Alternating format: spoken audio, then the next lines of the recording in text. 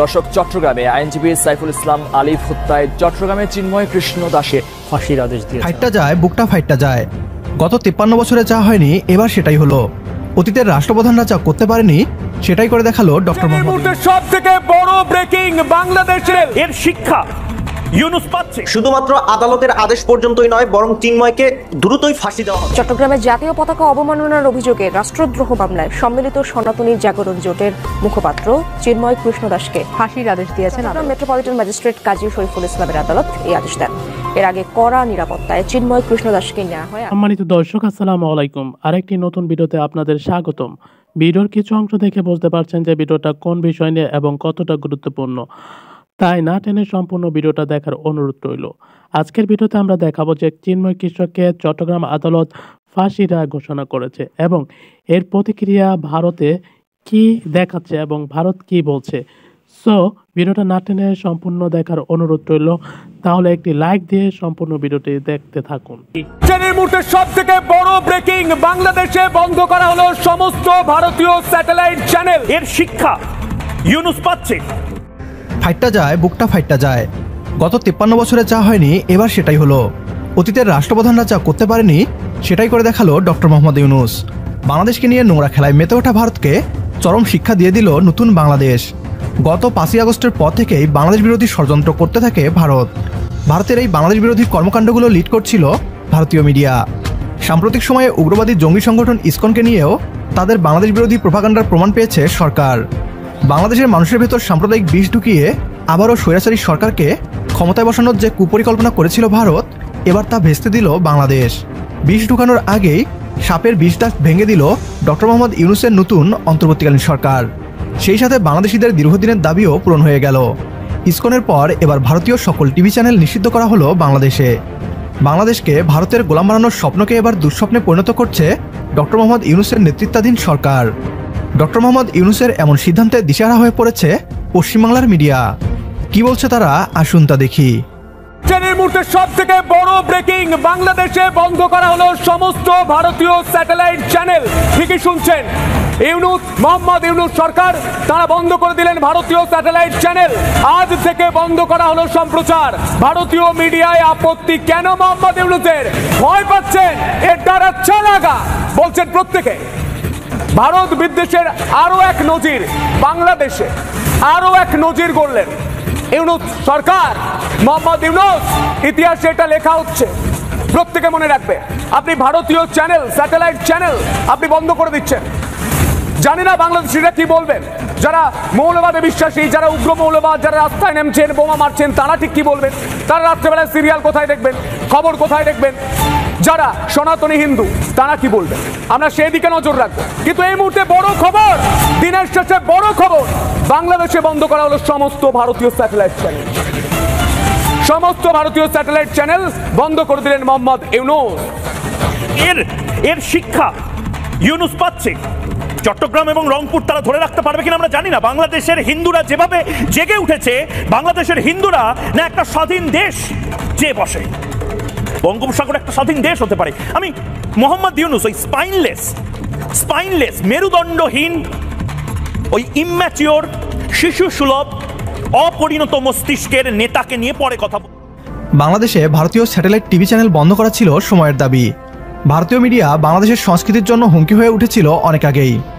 গত 5ই আগস্টের পর তারা বাংলাদেশ বিরোধী হয়ে ওঠে। দিনরাত ছাত্র জনতার নতুন সরকারকে নিয়ে মিথ্যা প্রোপাগান্ডা ছড়ানোই যেন তাদের প্রধান কাজ ছিল।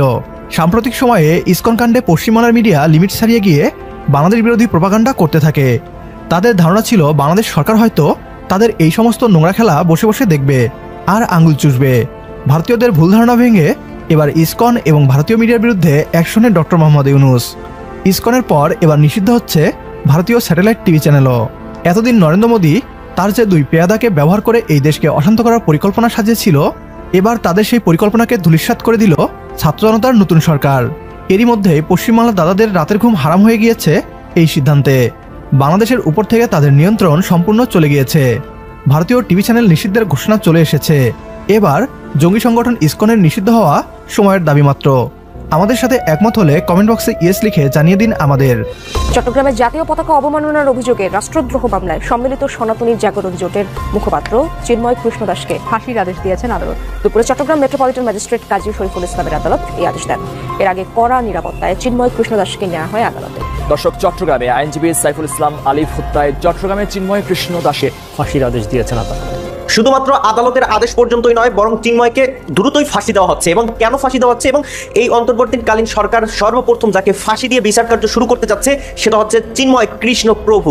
তো চিন্ময় কৃষ্ণ প্রভুকে যাকে মানে যেই অভিযোগ দিয়ে গ্রেফতার করা হয়েছে সেটা হচ্ছে রাষ্ট্রদ্রোহী বা রাষ্ট্র নিয়ে ষড়যন্ত্র করা এবং রাষ্ট্রকে অবমাননা করা এবং রাষ্ট্রদ্রোহিতার সর্বোচ্চ শাস্তিটা মৃত্যুদণ্ড। শুধু বাংলাদেশে না, আপনাদেরকে একটু উইকিপিডিয়া দেখাচ্ছি যেখানে রাষ্ট্রদ্রোহিতা একটি অত্যন্ত গুরুত্বপূর্ণ অপরাধ এবং বিশ্বের বহু দেশে এর শাস্তি মৃত্যুদণ্ড। শুধু বাংলাদেশ নয়, পুরো বিশ্বের ভিতরে অলমোস্ট সব দেশে কিন্তু সর্বোচ্চ শাস্তি মৃত্যুদণ্ড।